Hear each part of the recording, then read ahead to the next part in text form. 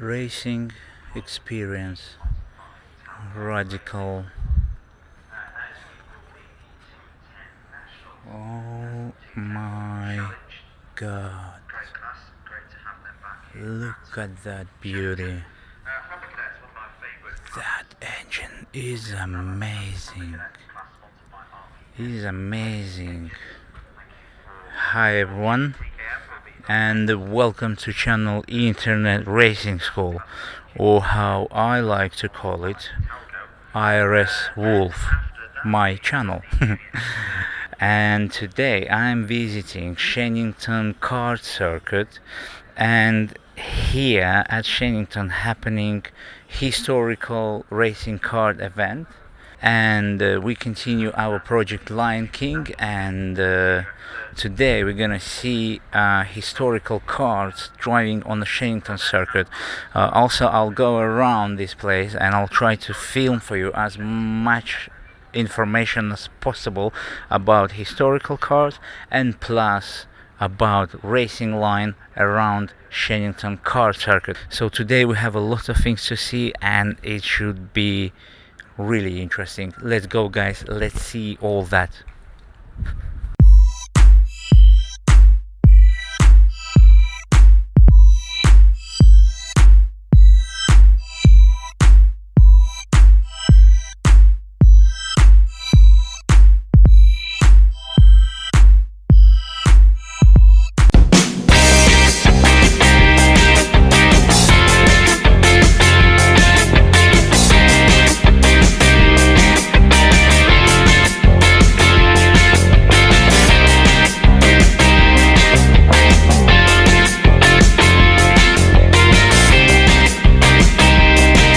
Sorry, what's your name? Simon. Simon, can you tell us a little bit about these historical cars? Yeah, these are legend karts from, this is a 2002, actual Martin Hines' actual kart that he won the 2002 World Championship on. It's a Rotax 256, it's an Eagle 2, this is, and it's his actual kart.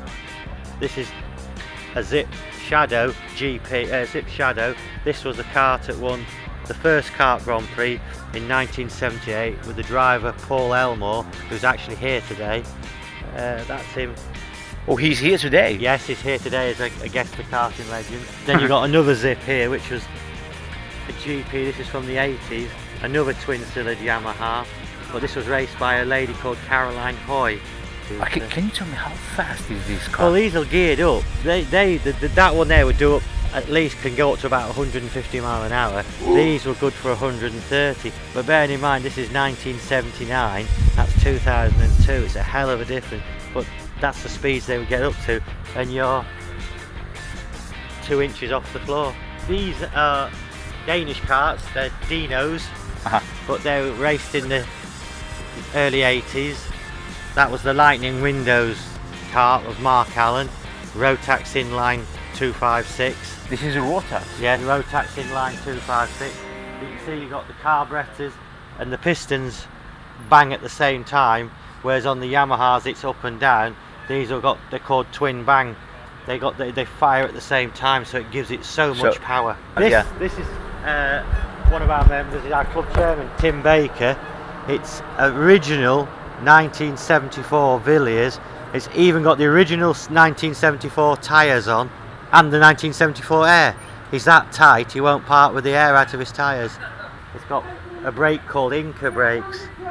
And can you tell me how difficult to drive on these tyres? They're a bit fun, yeah, it's a bit skitty, because they're very hard. Well, like I say, 1974 and they're still using them. Which engine is that? That's a Villiers. Villiers. 210, a very old British engine. Still race them today. Oh really? But yeah, it's they gearbox as well, yeah? Yes, they're 4-speed those. 4-speed? Yeah. They're good for about 110, 120 mile an hour. Whoa, that is good. And what is the difference between all these go-karts, all these 3 go-karts? Is that engine difference? That's a Yamaha, that's a Villiers, that's an unrestored one. Got it, nice one. Thank you very much, sir. That was really useful information. Thank you very much.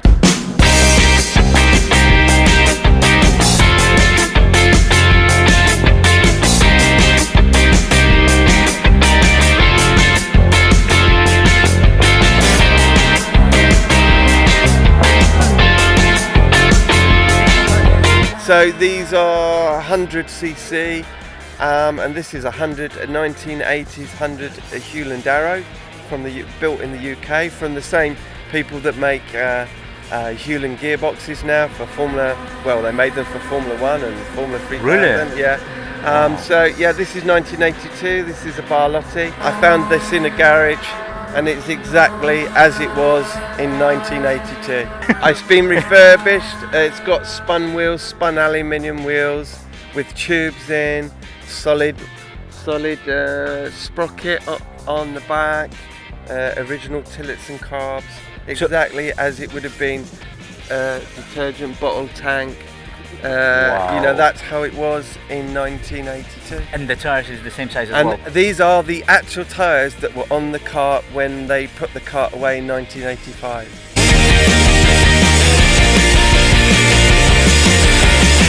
Is that the TKM? No, that's Solo. Solo. 1992 Solo reed valve. Oh, can you tell me a little bit about this engine? Well, basically it was would have been Formula C in the day. This is the category Formula C. No, actually, to tell a lie, reed valves was Formula B, so that would have been used in 100B in around 92, 93, 94. They are two-stroke. Oh yeah, all two-stroke, very high revving. That will rev to around 18, 19,000 RPM. And is this chassis fresh or this is old chassis as well? They're all old. They're all old. All restored. All by myself. I mean, this was a wreck when I found it. Put it all together and had it all repainted. And wow. These ones are just for shows. Just for show, yeah. That one racing my son. He was 14 years old. He's racing that one in the F100 Jika class, which is junior version of this. And that was a class that existed in the day, which Lewis Hamilton, Jenson Button, they all came through that class. They was racing in that class? Yeah, that's what they did in that class. And that's a 1997, that's a German Benton chassis. Yeah, it's the only one known in the UK or really? At all. It's a very unusual chassis. If you want to look at that one, very weird. Wow. Some strange design features. And that's 100cc air-cooled again, two-stroke, but clutched. Oh, so it has clutch. a centrifugal clutch, and we start it with the starter gun underneath. It goes in through the side. So we don't have to, so you come with that gun? Yeah, that gun on the bottom there, that goes in the side, boom, starts up. That was the last of the air-cooled junior engines, really.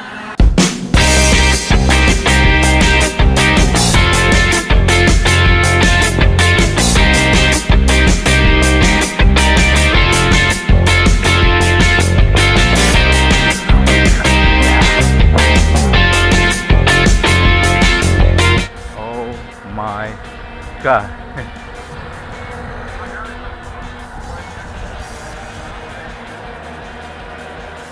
You okay if I film it? No, that's alright, that's alright. It's even better.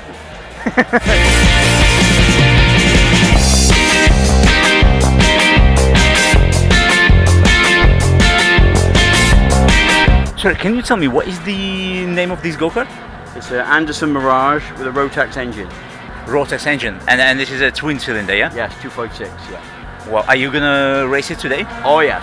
Wow, wow. Well, you can do top speed here. 100 mile an hour, that's all the most. It's not a very big circuit, and but it's capable of 150 mile an hour. Wow. Yeah. Usually I saw that you race these go-karts on car circuits, like Three Sisters, like yeah, but I only do demos in mine. I don't actually race it. I've just got it as a toy. I race the blue one in the back here and this one here on the short circuit. It's air cooled, you see. It's a retro racer, it's called, because all the small kart tracks all around the country and do retro racer. These go-karts, yeah. Is that the same what we have in Britain supercars? Yes, these. Yeah. This is the same, yeah. But whereas this is 80 brake horsepower, the modern version, this is 1989. The modern version of this would be 100 brake horsepower.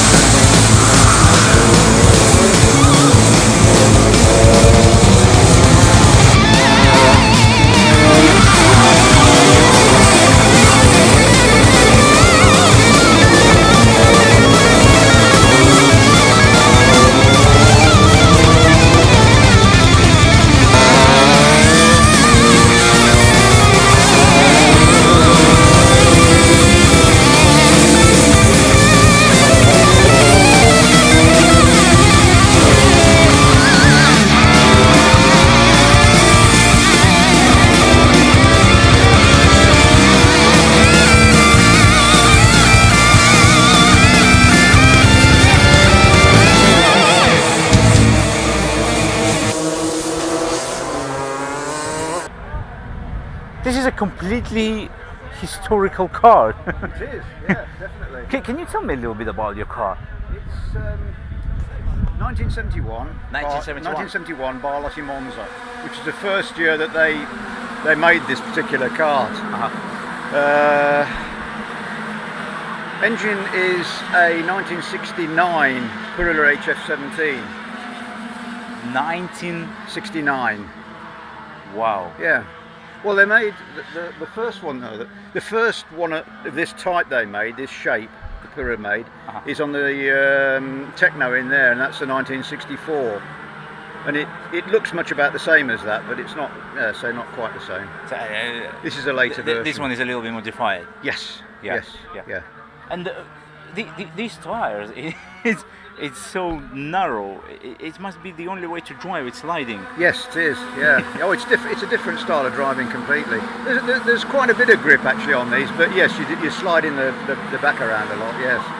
Chassis made by Barlotti, which was despite its sound, it was an English company, and Jack Barlow started making these karts. I think in about 1968. And there's a 1968 Barlotti here somewhere, and this one was about 4 different karts further on, which was the Barlotti Monza.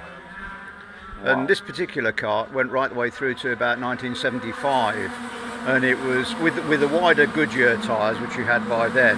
This was one of the most popular karts for club racing in the UK. Are we going to see these go-karts today? This hopefully might go. Yeah, we'll generally see all of these probably about 1 o'clock, just after lunchtime. 1 o'clock, something like that. Yes, I think it is. Oh, we just got one session. Yeah, I look forward to it.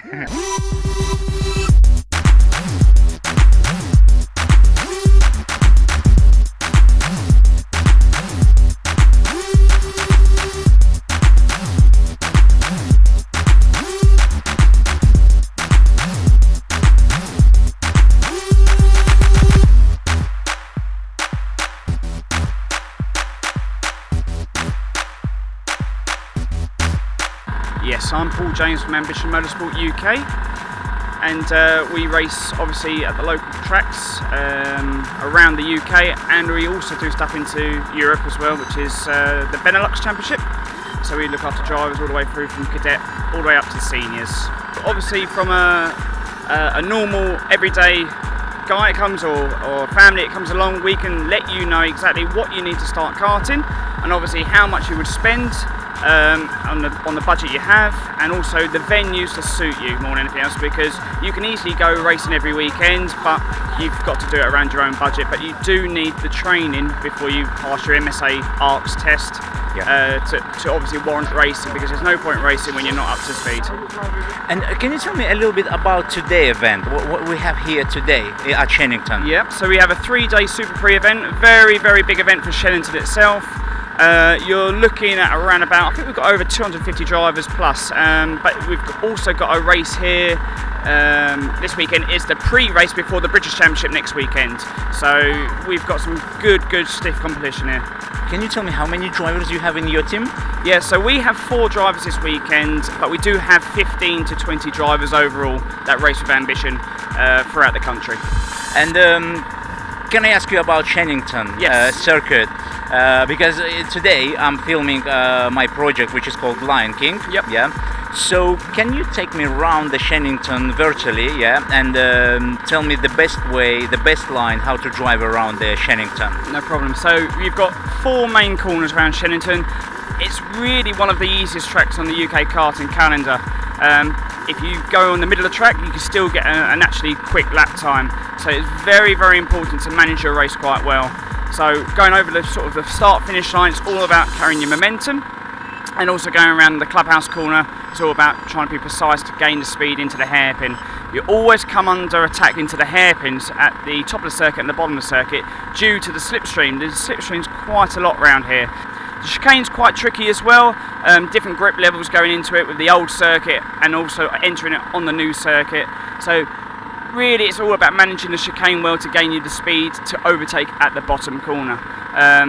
But really working together around here is actually going to break away from everyone fighting by half a second, which is actually going to give you the race win if you're in the right place at the right time. And the last thing, if anyone would be interested in your team, can you leave your details, your website or something like this? Yeah, so obviously we're quite open to testing. Anyone who wants to go testing with us, they can do, as long as obviously we do a pre-examination. Our website is www.ambitionmotorsport.co.uk. We're on the website, obviously Facebook, Instagram. You can follow us and see what our team's up to.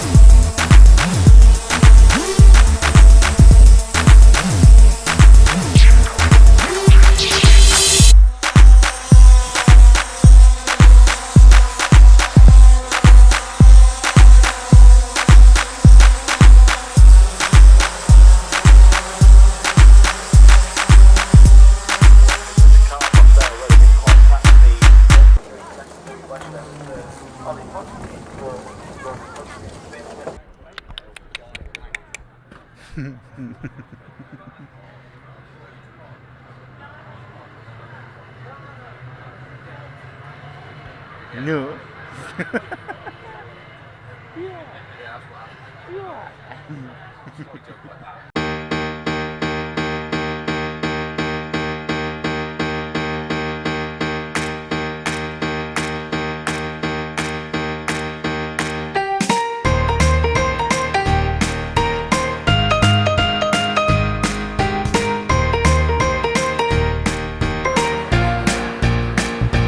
Excuse me, can you tell me whom I can ask about these go-karts?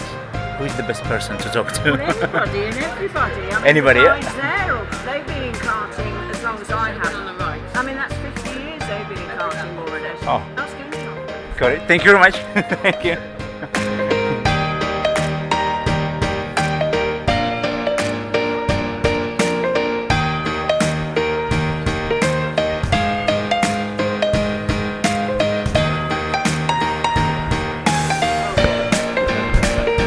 Hiya. Sorry, you okay to talk with me a little bit about these go-karts on the camera for my YouTube channel? Yeah, go on then. I just first time on a historical Okay. Racing event, you know. Okay, yeah. So, can you tell me a little bit about all these go-karts? What is it all about, you know? Oh, okay. Well, the club was formed in about 2000 by some of the guys that used to race in the 70s at this circuit at Shenington. And it just started off as one or two guys bringing their old karts out. And then, as everything, people got more and more interested. Karts appear on the internet for sale and stuff, so now there's over 300 members. 300? Yeah, we do demonstrations at Donington Classic, Silverstone Classic on the motor racing circuits, and then we do our own events like this and various club tracks around the country. So Shenington is the biggest event at Shenington. Yes, it is. Yeah, it's like because we present all the trophies. Well, the clubs present the trophies, so this is like the mecca. I've been wondering, the one of them has one engine and the other one has two engines. Yeah. What is the difference? Well, this is called a Class 2, and again in the early 60s they raced these. That's an early version of a Class 1 kart. So this is actually like today we have a pro kart and the single. Yeah, similar Something the same. sort of thing. Yeah, similar thing. Yeah. Excuse me, what type of engine is this? These are McCulloch's, I believe. A bit before my time, but then are the McCulloch, which was a chainsaw engine from the States, or a Clinton engine, which was another American engine. Because I mean, initially it came over from the States. They're 4-stroke? No, they're all 2-stroke. This style came from America, and they used to race them on the old RAF bases. And then in the early 60s they moved the engine to the side, and basically the engine stayed at the side on Class 1 karts to this day. So is this one something like today we have like a super kart? Yeah, that's the origin of a superkart. Yeah, it's a gearbox kart. So how many gears? Possibly 3 on these, 3 or 4 at the most. Yeah, that's Sevilla's 210. So that was in at the start of karting in the UK, and they're still raced now. So that engine's been used and raced in karting for 50 years. For today racing with these engines, they use different chassis? Oh yeah, they'll use a modern chassis. Modern chassis. A modern chassis, yeah. So Wow. the modern chassis with just an old style engine. And, Yeah. and these engines, the old engines, like because I think they need to rebuild them and everything. So is it easy to find the parts? They've gone upmarket now. Although they're Villiers casings, there's quite a lot of fancy internals on them. But basically, they're still the Villiers. Yeah. So it's still the same, but with a bit more With modern parts. internals, Yeah. yeah. Because obviously they're not in production anymore. So you run out of spares, and people manufacture modified versions of the originals. Can we talk a little bit about that Honda? The Honda. Yeah. Okay. It looks very interesting. Well, this is a Davidson Sprint chassis, so it's the same manufacturer as mine. Yeah. But this is a 125 Honda CBN, I think. Not too sure on gearbox carts. So this engine, is that specially designed for the go-kart or it's a motorbike engine? No, it's a motorbike engine. Motorbike. Yeah. What year manufactured this engine? Roughly. Roughly late 70s. Late 70s, and it already was 6-7 gears. Yeah. When you're watching Formula One, Yeah. you're thinking that all that technology made today, you know, and nothing was in the past, you know. Yeah. But when you're visiting place like this, you understand more and more history about engines, about gearboxes, you know. I mean, there was one, I'm not sure how true it is, but there was one theory that they actually manufactured slick tyres on karts first before they moved into racing cars. So they did the testing of slicks on karts. Anything else? Any else here interesting go-kart which you can tell me about? Well, there's the Modus here. This is a full-bodied kart. This was yeah. probably one of the first karts to have a body as such. Why these bodies been made? Again, if when they started racing on long circuits, obviously the wind resistance and everything, if you could get an more aerodynamic shape, you're going to go quicker. So the driver here, he have like laying down. He's lying down, yeah. Well, in the States, you see, and they do lie down because they use the big oval circuits like Daytona. Oh, for the Daytona, yeah. And they actually do pretty much lie down, even flatter than this one. Wow. Yeah, but the rules back in the 70s, the driver's legs weren't allowed to be covered, so hence it's open. And the 250 Internationals that hopefully we're going out later, if you're here, you'll see that whilst they've got pods over the steering wheel, the driver's feet are still sticking out. And the engine, is that original go-kart engine or it's motorbikes as well? That's a motorbike, yeah. Motorbike. Yeah. Most of the Class 4s have motorbike engines, whereas the Class 1s, they're all pretty much, after they came away from the McCullochs and the Clinton type engines, they were all manufactured specific kart engines. Yeah, I mean the DAP is probably one of the most famous, as raced by Ayrton Senna and co. So the Hewland was manufactured by the Formula 1 gearbox people back in the late 70s. So yeah, there's a lot of motor racing taught from the industry general.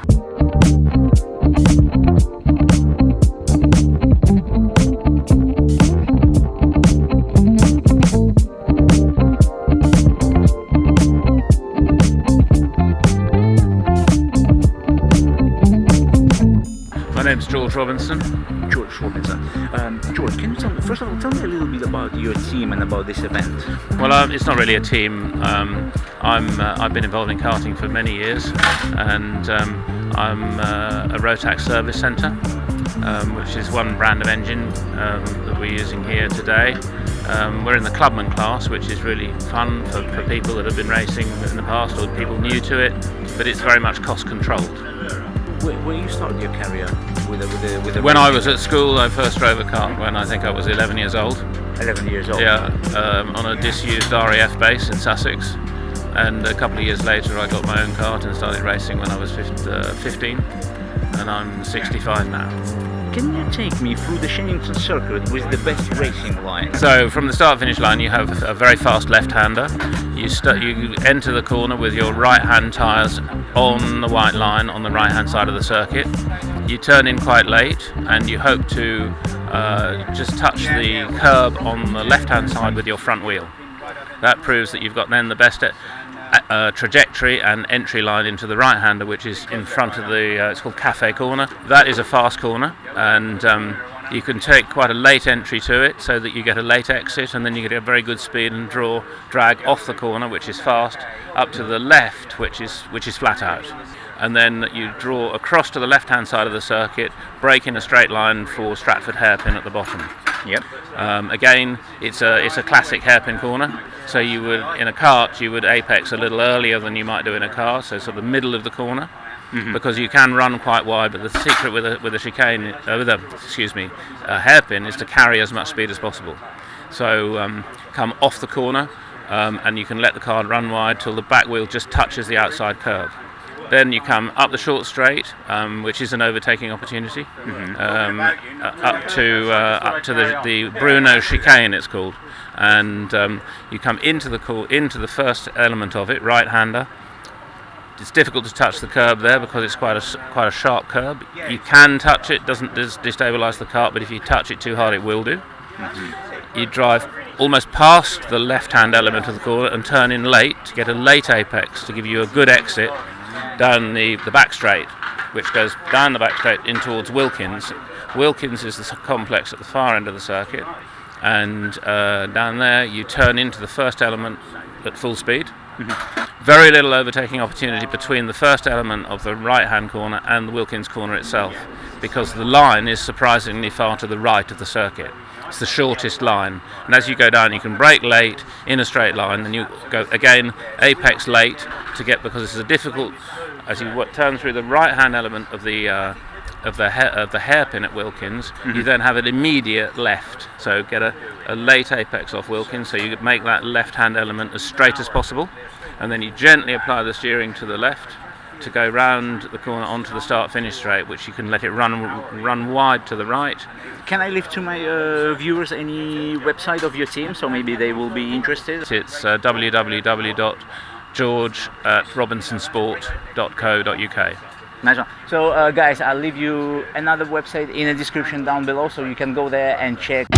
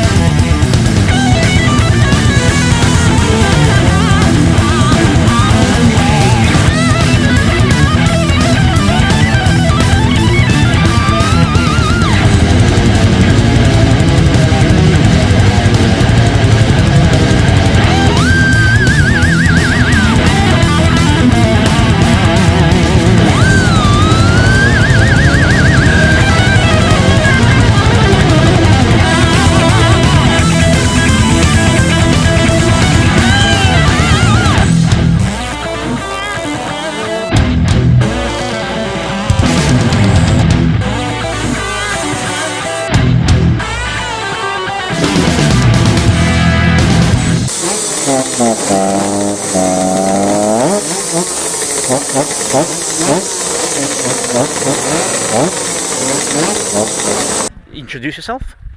My name's Clayton Ravenscroft. And the team. And I race for KR Sport in Junior X30 class.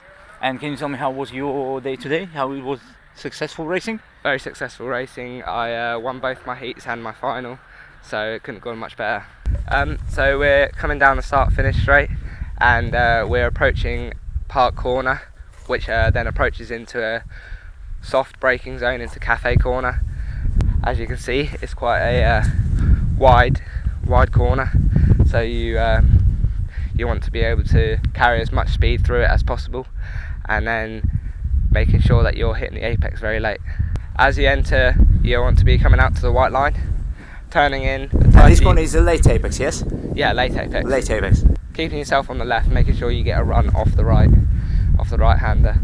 Quite late on the brakes, and and you want to be turning in quite early. And what you can say about apex in Cafe Corner? Apexing roughly in the middle of the corner, and then letting the kart float off of the corner. So coming off of here, you want to be all the way out to the white line. So you don't cross it to the right, you stay on the left hand side? Yeah, I stay on the left hand side. This corner flat out here, yeah. And coming off of here, you want to run off all the way out. The exit is on the right? The exit's just on the right. And then making sure that you bring the kart back across to the left. The key is to keep the brake firmly down all the way into the corner, and making sure that you're stopping the kart by the time that you get to the corner, and therefore you can power through and off of it. Yeah, we come in to roughly about where we are now. Yeah. And then we're apexing where that patchy part of the white line is. So the after apex you can run wide? Yes, you can run wide. But I think it's not would be clever to go over the curb. So coming through here, you want to be coming in quite early, making sure that you're still apexing late though, just holding the kart all the way through. So and is it like you try to lose a little bit your back, so to go around the corner? No. It's probably best off to keep the back end more stable. More stable. Right. Yeah. But when you're coming through this corner, since you want to keep the back end stable, you want to power and then just be like judging it off of the brake as well. So just balancing the throttle and the brake together. So this is where is the apex, am I right? The apex is just at this red and white bit here. So it's nearly at the end of the corner. Yes. Got it. And you stay on the right? Stay on the right hand side to make sure that you get a good run off the left. Going on the brake softly and just rolling it all the way into the corner. Turning in quite late and making sure that you straight line it off of the corner. So just making sure that you're straight lining it off of here and go flat out through this right kink, and then you're letting the kart float off the corner. Doesn't really matter through this corner where you turn in, since it's a flat out corner, it's just a little kink. We brake quite hard and then just letting the kart flow out. As you get into the corner, lift off the brake, turn in and then power off of it. And then off of here you can let it run. So coming off of here, just letting the kart flow off, making sure your power's all the way down and making sure you're getting the best run back into park corner. Nice one. Thanks a lot, mate. That was amazing. This is it. Yeah.